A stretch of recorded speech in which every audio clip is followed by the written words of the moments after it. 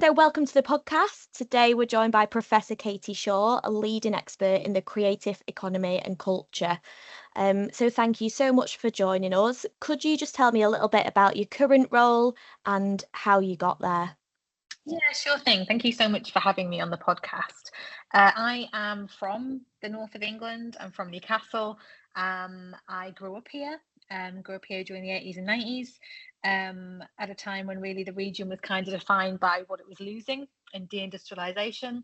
And certainly my childhood was very much defined by the closure of the shipyards and the mines with my parents' jobs and us having to move away to find work. I was the first in my family to go away to university at 18. And since then, I kind of trained as a teacher, got my PGCE, but decided that my passion really lay in post-compulsory education, so post-16, and went on to do a PhD at the University of Lancaster, where I kind of taught all the way through the PhD to pay for it. And then went on to work at the University of Greenwich, Brighton, and then slowly made my way back north via Leeds Beckett University before ending up at Northumbria University in 2018, where I'm currently our University Director of Cultural Partnerships and also Professor of Writing and Publishing. And more latterly, I've been seconded out to the AHRC Creative Communities programme. You are a busy woman. I mean, what a career. So, let's get stuck into this expertise and your research. So, the creative economy has been gaining significant attention, and why do you believe it's so important for economic growth? Well, the creative economy is perhaps one of the most exciting and dynamic areas of growth for the UK, and possibly one of the least understood. I think one of the curses of culture is its familiarity to everybody. You know, we all like it broadly, we all Yeah. recognize it, we all kind of take it for granted. And often culture and the creative industries are lumped into the feel good factor rather than the pounds and pence factor. And the creative economy is hugely important. It's one of our fastest growing sectors. It was the fastest growing sector pre-COVID. You know, as a sector, it was bigger than automotive, oil and gas, and life sciences combined. It continued to grow in some areas during COVID. So if we look at some of our creative industries like publishing, the industry was growing 20% year on year during COVID, and it continues to now with recent annual reports showing significant rises for UK publishers. And we're still the world's biggest exporter of books in the UK too.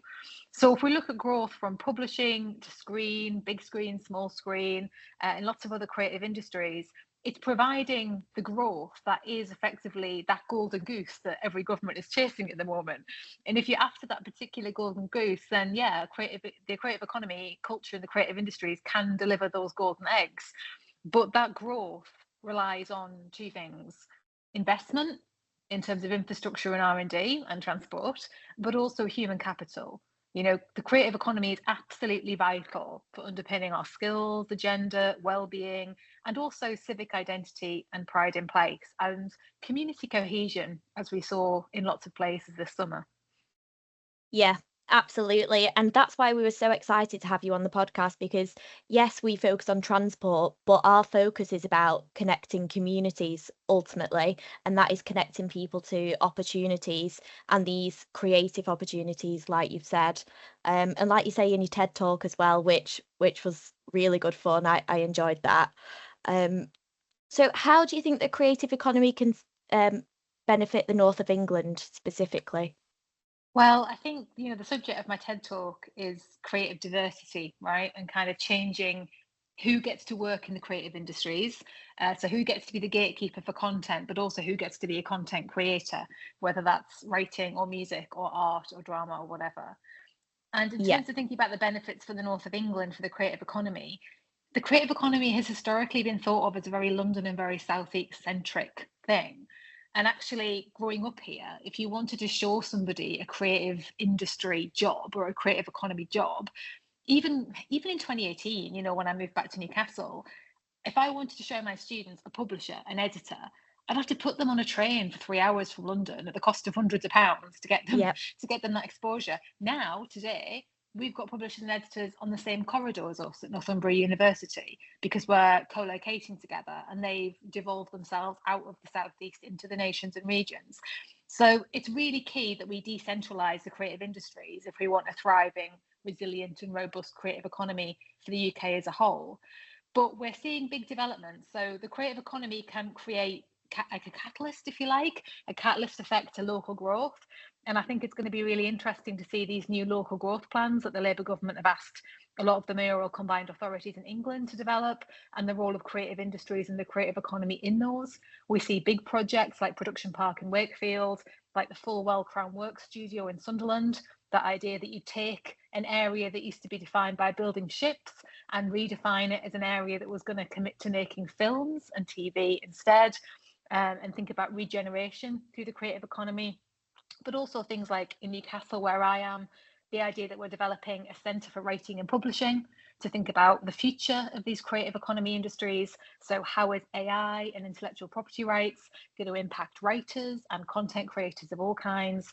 How is digital literacy and just literacy going to be really important to the next generation in terms of future-proofing our skill sets? So it's really part of forming an ecosystem for the creative economy in the nations and the regions to stop it being so very, very Southeast centric, but also through devolution, encouraging our mayoral combined authorities, particularly in England, to collaborate rather than compete, because every single one of these creative economy opportunities requires skills which are going to be pan-northern, will require new powers and new ways of leveraging in new money which will be pan-northern. But also really it's going to depend on us collaborating around opportunities and tackling some of the challenges together. Absolutely, we 100% echo that at Transport for the North. Our approach is very pan-northern, like you've just said, and it's amazing to see this regeneration and re-energising that's going on in these cities and in these towns.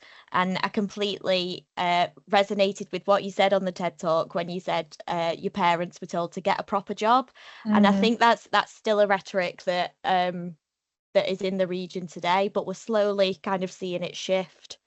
So, on that note, what are some of the biggest challenges facing the creative economy in the north of England?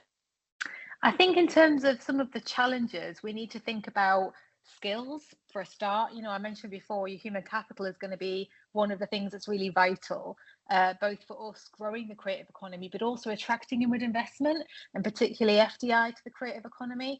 And often with skills in the creative economy, they're kind of retrofitted. You'll get a big kind of area of growth, and then people will scramble to try and fill the jobs and repurpose and retrain people. What we're trying to do up here at Northumbria, particularly with writing and publishing, is create the talent pipeline now so that hopefully when our Centre for Writing and Publishing is up and going and the publishers are all kind of co-housed there, we will have a diverse, sustainable, resilient talent pipeline from the region for this new creative economy. And obviously, we've done developments like the MA in Publishing, which is the first ever MA in the world to be co-designed and co-delivered with a publisher. So we co-teach it, we co-design it together, we co-assess it. The students do work experience placements at Hachette's offices. So Hachette is the second biggest publisher in the world, and they've opened a series of offices around the UK, again, to decentralise their activity from London. So we've developed that with them really as a strategic skills intervention around an identified industry need. And we need more of that. We need more join up, particularly between FE and HE. That's a huge challenge. We need more recognition of the value of creative skills at school level, but also of what creative skills can mean in practice. So like with Fulwell and Crown Works and Sunderland and the movie studios and the film studios, people tend to think about those as being primarily about actors and producers. They're not. They're mainly about hairdressers and forklift truck drivers and sparks and joiners. So it's a lot just about kind of like expanding out who we think works in the creative industries and the creative economy. But also another massive challenge, which I'm sure is absolutely no news to you guys, is transport and infrastructure and connectivity. Like, I have lost count of the number of times people have told me they can't do events here, they can't do festivals here, they can't shoot on location here, they wouldn't come here on a book tour to a local book festival because you can't rely on the trains.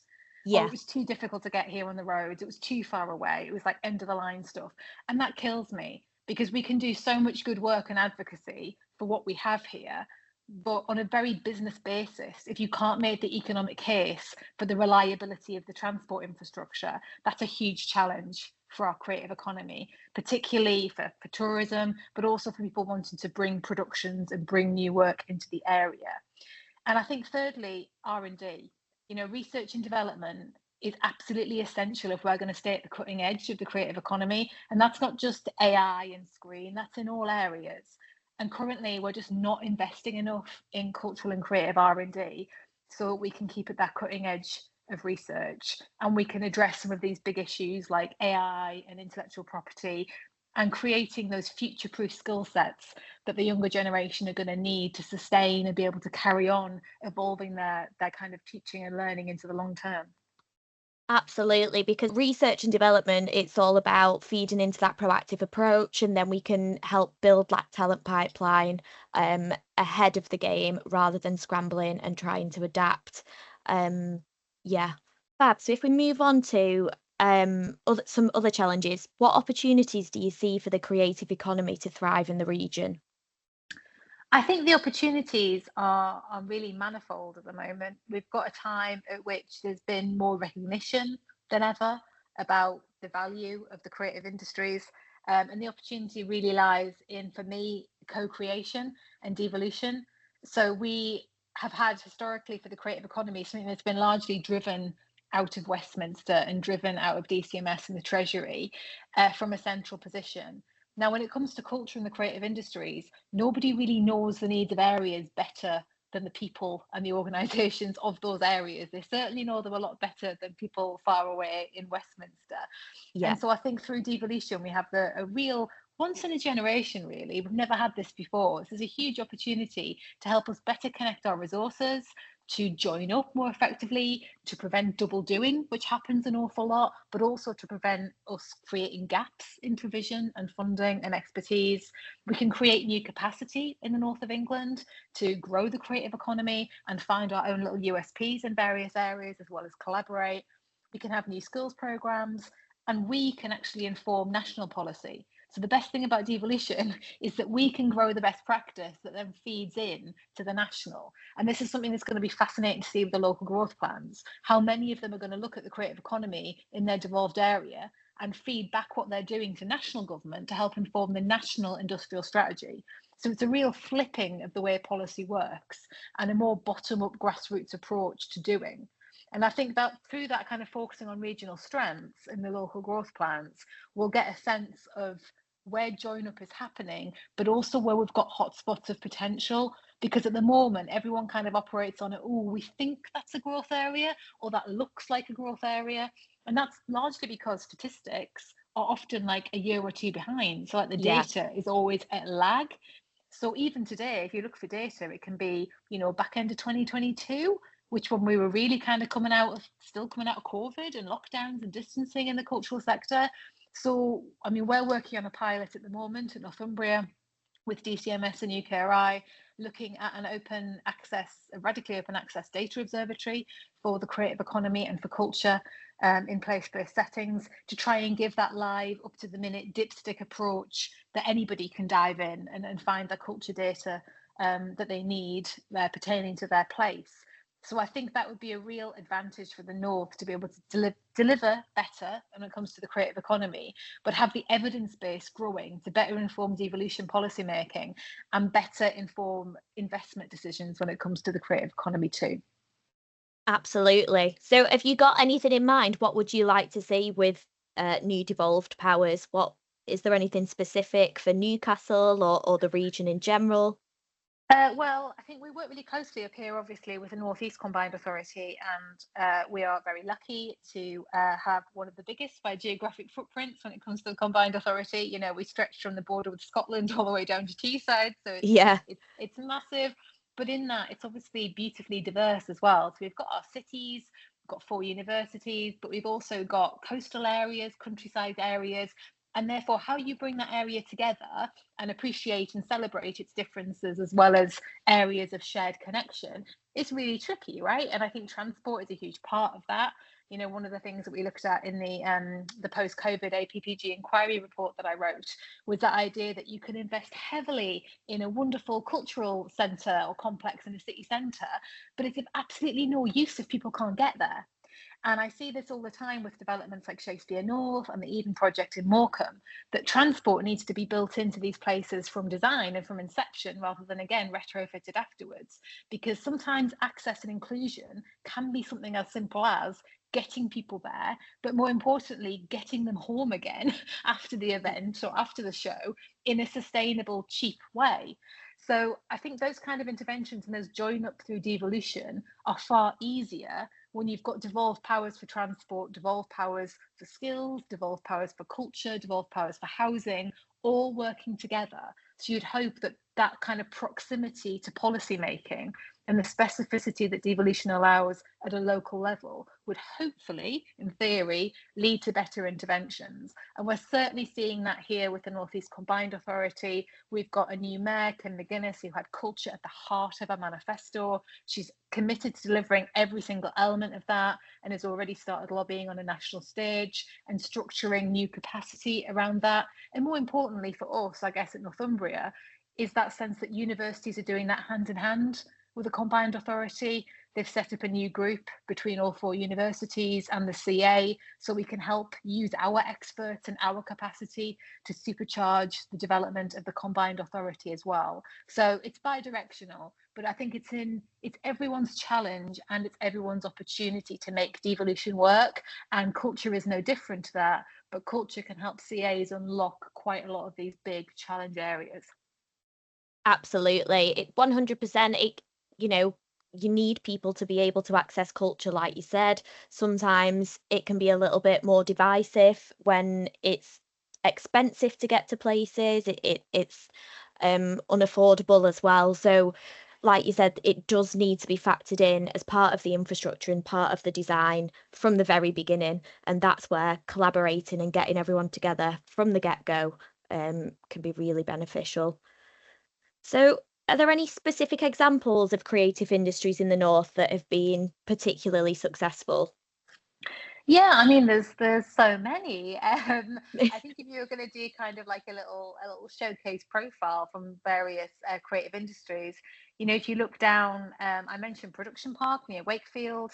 I mean, an amazing development where everybody from Beyonce and Taylor Swift go to rehearse their tours before they take them out on the road. Further up, we have in Teesside organisations like Wonder Films, which are startups working in film and TV and content creation and screen.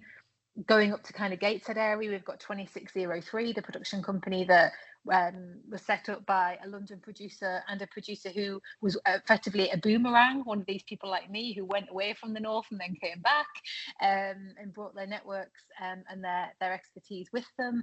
They produce things like Angels of the North on the BBC and the new Sarah Davies BBC daytime show, which is going to be coming out soon, and which was filmed and produced here using an all-Northern crew, which is really significant.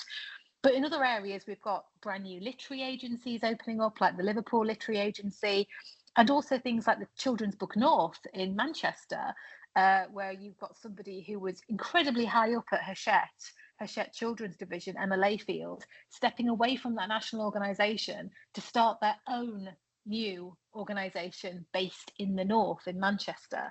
And obviously that's not even to mention all of the music and video game and marketing companies that we have in the northeast of England. We really are a content creation generator in the northeast.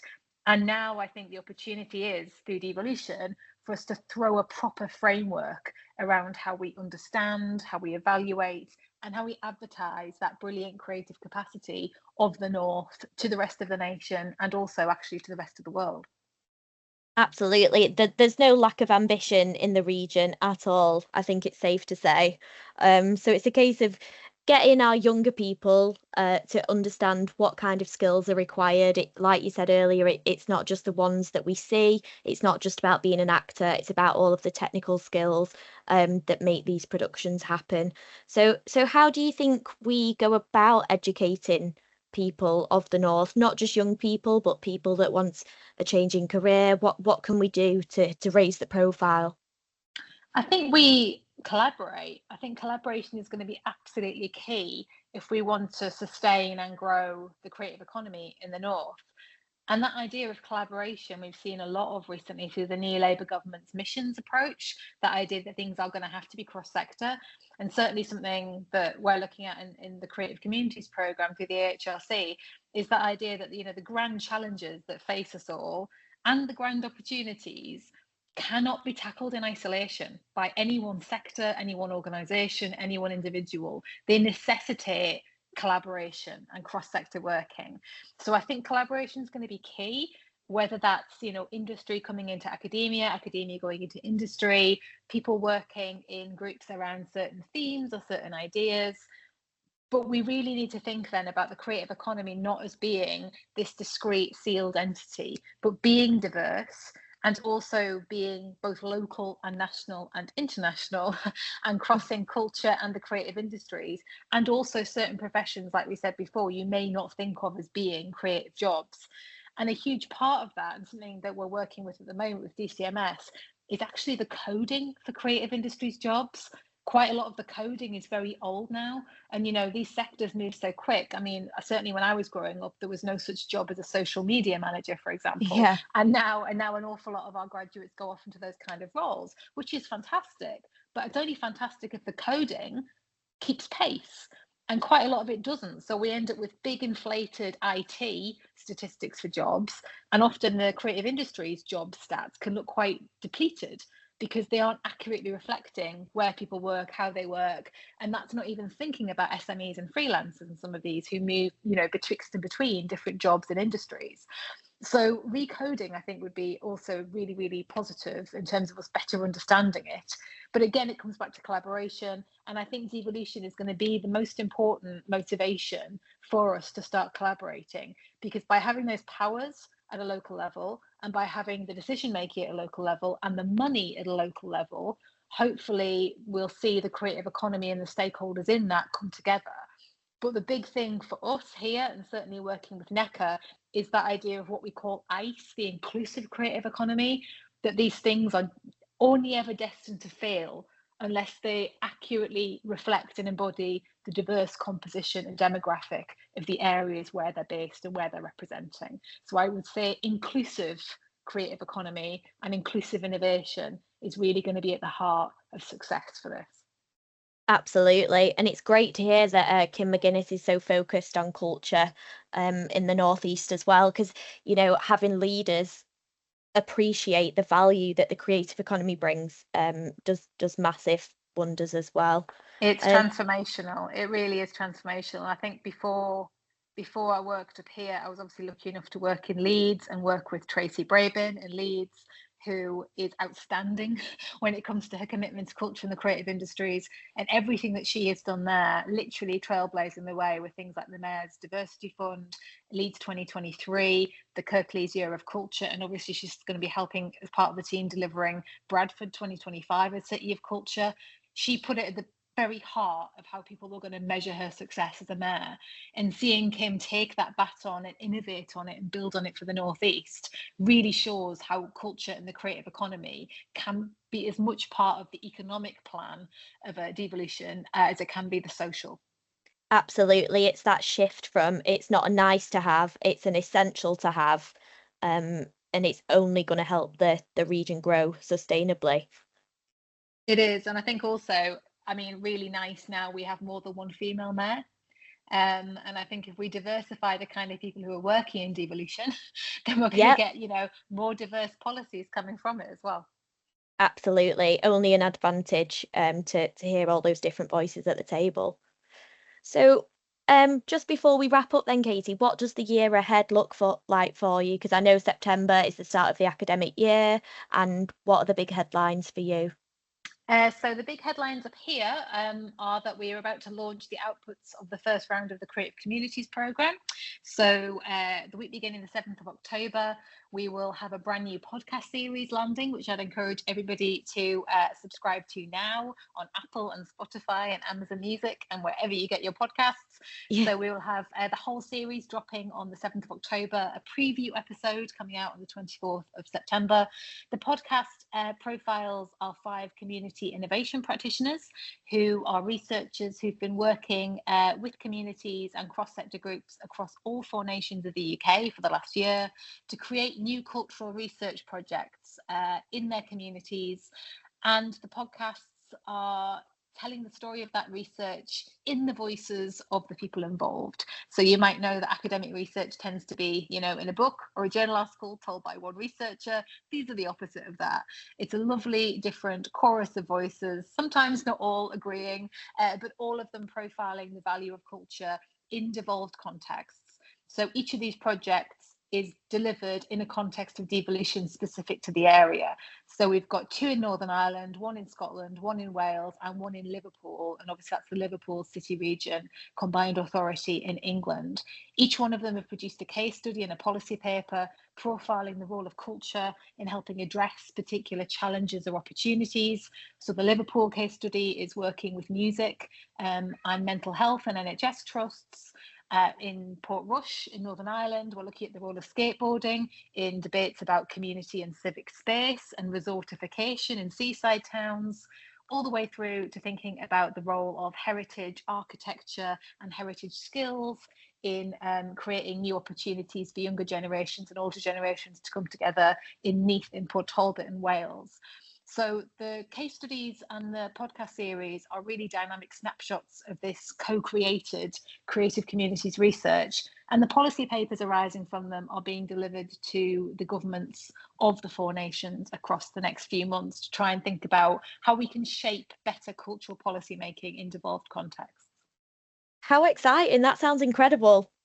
It's going to be really exciting. And I think the big announcement as well is that, well, we'll announce it obviously formally on the 7th of October, but we have just secured £1.7 million worth of funding from the AHRC, who've been kind enough to extend the programme. And we're going to be able to open the 2nd round of community innovation practitioner funding. So if people are interested, they can check out the opportunity on the website. We'll be funding up to 10 more community innovation practitioners. So you can expect to see new work and series 2 of the podcast coming in 2025. How exciting. That is amazing. And I love the concept of bringing academia to life through podcasts and making it a little bit more digestible and snackable, because we all take in information differently, don't we? So yeah, we do. Well, you can hopefully get yourself subscribed and you'll enjoy them soon.